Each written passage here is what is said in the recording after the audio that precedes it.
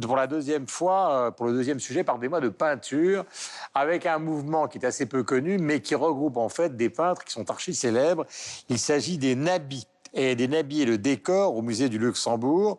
Alors, c'est la première exposition française consacrée à l'art décoratif et ornemental des Nabis, qui est actuellement en cours jusqu'à la fin du mois de juin, donc au musée du Luxembourg. Il y a très souvent de très bonnes expositions.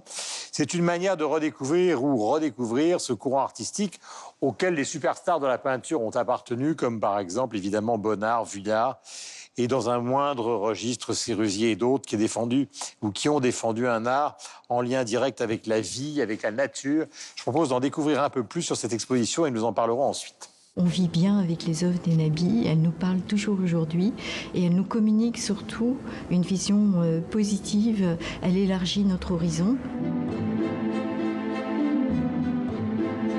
Les Nabis sont un groupe d'artistes qui s'est constitué à la fin des années 1880 à Paris, juste après les impressionnistes, et dont les plus connus sont Bonnard, Vuillard, Maurice Denis. Donc il s'agit d'une nouvelle génération de peintres qui ont envie d'aller au-delà de la vision naturelle. C'est l'époque où on découvre le Japon, on découvre les estampes japonaises. Donc ils vont s'appuyer sur ces nouvelles recettes esthétiques pour s'éloigner de la réalité. Et ils ont voulu créer un art essentiellement décoratif. Donc leur but est d'embellir la vie.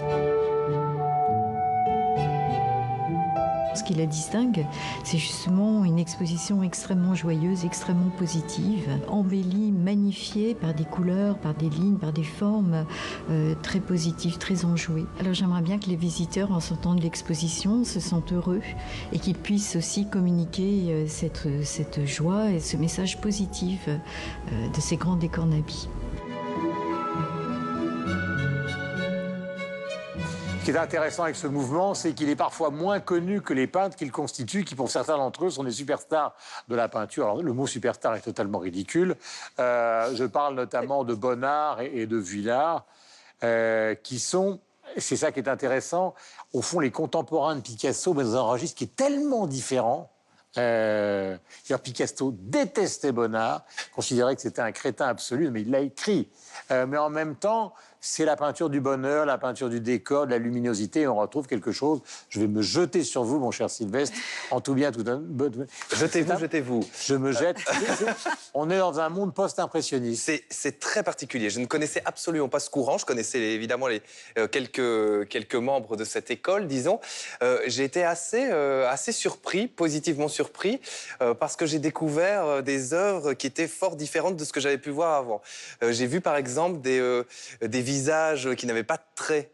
Ou alors j'ai vu aussi des peintures où je me suis dit, vous allez me trouver un peu dur, mais c'est un daltonien qui a peint ça. Parce que les choix de couleurs, les partis pris de pigments, par exemple, étaient très surprenants. Et puis j'ai aussi été un peu surpris par leur positionnement philosophique, j'allais dire, en disant, nous, on veut faire un art essentiellement décoratif. Et puis, je vois des œuvres qui ressemblent parfois à des peintures psychédéliques des années 70. Et je me dis, est-ce que c'est vraiment décoratif? Puis, à côté de ça, je vois des frises pour des chambres. Puis, je me pose la question de l'intention artistique. Est-ce que c'est une intention juste pour décorer ou est-ce qu'il y a une intention artistique derrière? Donc, vraiment, j'ai été troublé, dans le bon sens du terme. Ça m'a permis de m'interroger. Et c'est ce qui est intéressant dans ce genre d'exposition. Des expositions qu'on a moins, par exemple, en Belgique. C'est très français, très parisien comme exposition, comme l'exposition qu'il y a eu sur les roues, par exemple, qui interroge au-delà de ce qu'on voit simplement. Et c'est pas juste des rétrospectives comme ça. Et à ce titre-là, cette expo, moi, m'a vraiment beaucoup touché et aussi beaucoup intrigué. Parce qu'on y voit encore une fois des choses qu'on n'a pas l'habitude de voir. C'est un moment très bref, en fait, dans l'histoire. Moi aussi, fugace, je ne connaissais pas du tout. Petite expo aussi, ça a duré, l'exposition est très petite, mais très courue, parce que j'imagine que les gens ont envie de découvrir d'autres... Alors, c'est vrai qu'on connaît leurs œuvres phares, ou celles qui sont venues après, mais celle-ci, moi, aussi, j'étais une découverte. Puis c'est amusant de voir comme à chaque fois, une génération se positionne par rapport à l'autre. Ils voulaient plus du tout faire de l'impressionnisme, ne plus du tout être dans la réalité, mais dans le beau. Après, ce qui m'a un peu surprise... Subjectif. Oui, et puis il y avait tout un côté ésotérique, japonisant, vraiment plusieurs courants qui traversaient leur école qui a duré, c'est ça, 10 ans, hein, je crois que ça a duré à peine 10 ans. Après, il y a le côté un peu étonnant de la femme tapisserie, ou de la femme fleur, ou de la femme un peu, plante verte. Non, mais je plaisante, je caricature, mais il y a un petit peu ce côté-là où C'est les la tapisserie femme. C'est ça, parce que la femme se confond dans la... Et après, moi, ça m'a fait penser au clip de Stromae, vous savez, où on disparaît dans les imprimés. Elles sont étonnantes, ces Ou peintures. Thierry Lhermitte dans Le Père Noël est une ordure. Exactement. Et on se demande s'ils ont vu... Parce que sur le canapé, oui. Mais c'est ça, c'est drôle. Et voilà, c'est Thierry Lhermitte. J'ai déjà vu ça quelque part. Vous auriez pu voir ça dans Gustave Klimt. Vous avez vu ça dans Thierry Lhermitte. Toutes les félicitations. Et bien, Gustave Klimt, vous avez tout à fait... Et voilà, ça rapproche vraiment au côté décoratif de Gustave Klimt. Mais totalement. Alors là, c'est effectivement... Là, hein. Mais vous êtes vraiment... Il y a presque une mise en abîme. Il y a des peintures de chambres installées dans des chambres où on regarde une chambre. Donc c'est très bizarre. Enfin, il y a un côté très, très étrange. Alors, ce qu'il faut préciser, parce qu'il y a beaucoup de ceux-là qui ont fait partie de l'école des Fauves et qui étaient proches justement de Matisse, c'est que dans l'histoire de la peinture, dans la première moitié du XXe siècle, il y a beaucoup de gens, ça a été vrai pour le surréalisme, qui sont passés par des écoles différentes, successives, qui par exemple Vuillard, il a été fauve, puis Nabi, puis autre chose. Vous avez des gens qui sont entrés dans le surréalisme et qui en sont sortis, d'autres qui n'y sont jamais entrés mais qui ont fait des tableaux surréalistes, comme Picasso. Donc tout ça bouge énormément. Mais c'est intéressant, c'est de savoir ce que vous avez ressenti dans l'exposition, vous, Michel. Moi, j'aurais bien aimé en savoir un petit peu plus sur contre quoi, au niveau simplement esthétique, décoratif, ils se sont élevés à ce moment-là, parce qu'on nous parle d'intérieur historicisant. Alors, on peut imaginer des grandes fresques qui font référence à l'Antiquité et autres, mais il n'y a aucun exemple de ça. Et en quoi, du coup, ils ont véritablement été des rebelles et des novateurs, parce qu'ils s'élevaient là contre. Et puis, de quelle manière aussi, eh bien, ils ont aidé, comme je le disais, à faire mieux pénétrer l'art dans les arts décoratifs. Alors, c'est une porte d'entrée. Les questions que je me pose, je peux les trouver en ayant cherché sur Internet. C'est évident. Peut-être que l'expo souhaite pas, ou n'a pas la place non plus pour répondre à tout cela. Mais moi, c'est les deux questions que je me suis véritablement posées, qui me manquaient un tout petit peu au sortir de cette exposition, dans laquelle j'ai retrouvé en bon Suisse que je suis d'un Félix Vallotton, puisque peintre quand même assez connu, moins que Bonnard ou moins que Vuillard en l'occurrence, mais quand même connu, et qui a fait partie de ce courant des nabis, même si les nabis, alors en Suisse, n'ont pas du tout eu cours, c'est vraiment un courant purement parisien. Voilà, si vous regardez par exemple sur Internet des tableaux de Félix Vallotton, vous allez être étonnés, ceux qui idolâtrent Edward Hopper. Il y a énormément de tableaux de Félix Vallotton qui en fait ressemblent à des préfigurations de Hopper, à la fois dans la mise en scène, dans les couleurs choisies. C'est absolument saisissant. Le monde entier connaît Hopper et peu de gens connaissent évidemment Félix Vallotton. Marie-Christine, vous vouliez dire? Oui, bel accrochage en tout cas. Et ce qui est très net, par contre, dans cette exposition, c'est qu'on nous fait bien comprendre qu'avant les nabis, les intérieurs des riches personnes étaient ennuyants à mourir. Alors, sont arrivés les nabis et avec leur plan de commande, parce que c'est beaucoup un art de commande. Les riches personnes veulent une œuvre de telle couleur et qui représente telle chose. Bien sûr, la femme est associée à la fertilité, à la nature. Mais avez-vous vu la légende de Saint-Hubert? Moi, c'est mon déroulement, mon storyboard, comme vous dites, préféré. On assiste à une partie de chasse du départ jusqu'à l'arrivée à l'Ermitage. Et au milieu, pouf, une croix au milieu des bois d'un cerf. Alors, qu'est-ce que ça fait là? Il y a beaucoup de poésie, de spiritisme. Saint-Hubert, c'est la légende de Saint-Hubert. C'est ça, c'est Saint-Denis qui l'a reproduit. Et là, on arrive, pouf, la famille qui est réunie et qui prie, qui retrouve la paix. Et il y a de ces imageries où les gens sont représentés.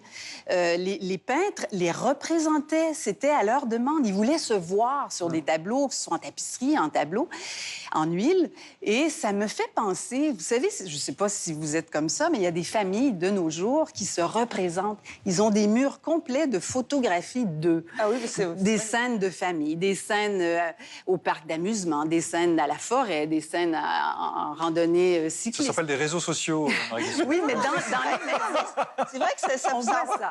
Oui, effectivement. Oui, alors il y a des gens qui adorent avoir des photographies d'eux, et là, c'était... Ça Sur la cheminée, vous avez toujours des photographies, le père, la grand-mère. Non? Alors, donc, c'est un mouvement. Et imaginez comment c'était ennuyant. On nous fait bien comprendre que la Renaissance, les peintures anciennes, ça manquait de couleur. Il explique bien que c'est très... Parfois, c'est vrai que... Je crois que c'est Vuillard, avec les femmes tapisseries, il explique qu'en fait, ils veulent montrer un intérieur cossu, où effectivement, on lit beaucoup, on s'instruit, où c'est très...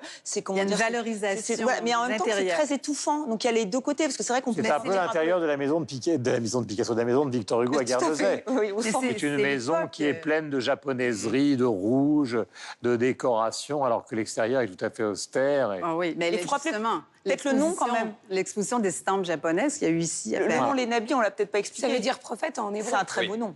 Voilà. Et en arabe, puisque le sang Heureusement que nous avons Laura. Et heureusement que nous avons les réseaux sociaux. Et je voulais féliciter le musée du Luxembourg pour son compte Instagram. Il est peu suivi par rapport à d'autres grands musées. Il n'y a que 11 000 personnes. Donc j'espère qu'après cette émission, tout le monde va aller s'abonner au compte du musée du Luxembourg. Parce que justement, il apporte les réponses à vos questions, Michel. Et grâce à son compte Instagram animé, donc il y a plein de photos, de peintures et d'explications, mais ils utilisent les stories. Alors je ne sais pas si vous, Guillaume, vous savez ce que c'est qu'une story sur Instagram, mais je pense que tous ceux qui regardent cette émission savent ce qu'est une story. C'est une façon, en tout cas, de donner des explications à une photo, à une peinture de manière animée. Et ils ont fait 5 épisodes Animés, différents. vous avez dit. Animés. Ouais. Et ils nous expliquent justement l'origine des nabis, pourquoi ils se sont Non, ne vous lancez pas dans fondés. des explications trop compliquées. Non. Je vous renvoie justement au compte Instagram du musée du Luxembourg, et tous les autres musées de France et d'ailleurs devraient prendre exemple. Et Guillaume, Oui. quel regard, vous, parce que encore- Quel regard, moi, regardez-moi. quel regard. Non, mais c'est vrai, c'est Guillaume qui connaît le mieux la peinture de nous. Quel regard vous avez, vous, sur les nabis? Bah, vous savez, l'histoire de l'art, comme son nom l'indique, est une histoire. Vous avez compris ça. Donc, vous avez Manet, qui a effectivement en grande partie donc, réinventé la peinture au 19e siècle, avec le fameux déjeuner sur l'herbe. Puis se sont engouffrés les impressionnistes. Puis, en même temps que dans la littérature, vous aviez Mallarmé, sont arrivés les symbolistes, les nabis, etc. Puis les fauves, la peinture qui hurle, avec la version, les couleurs. Donc, la version que vous aviez dans un mouvement en Allemagne qui s'appelait Die Brucke, avec les grands artistes allemands. Puis après, vous avez eu en même temps, parce que tout ça, ça s'est passé un peu en même temps, au début du XXe siècle, Picasso, Matisse, Juan Gris. Et puis cette fameuse lettre que j'ai toujours en tête de Salvador Dali qui écrivait à Picasso, puisque l'art s'est totalement redéfini. Qu'il s'agisse de décoration ou de déconstruction. Puis Dali a envoyé une lettre à Picasso. Il disait « Cher maître, dépêchez-vous de tout casser, que je puisse reconstruire la peinture. » C'est une lettre de Dali, alors que je cite évidemment de mémoire, tout est faux, mais en tout cas l'esprit... Mais pas l'accent. L'esprit est vrai et l'accent est ridicule. Comme le disait ma camarade, étant donné mon aptitude à pénétrer le mystère des réseaux sociaux. Voilà, donc c'est une histoire, en fait. Ok. Voilà, et des grands peintres ont participé à cette histoire des nabis. Vous allez, par exemple, je vous donne un simple chose. Bon, si vous voulez aller à Saint-Tropez, en dehors d'aller chez Sénéquier, il y a un musée à Saint-Tropez absolument ravissant, au bout du quai. C'est-à-dire là où il n'y a personne, justement. Qui s'appelle le musée de l'Annonciade, qui est un petit musée où vous avez des Vuillard, des Bonnard absolument somptueux. Notre camarade Yves Bigot, qui est originaire de Saint-Tropez, le patron de TV5 Monde, pourrait vous en parler pendant des heures. Il y a des tableaux absolument sublimes. Voilà, et après les nabis et le décor, nous allons accueillir Stéphane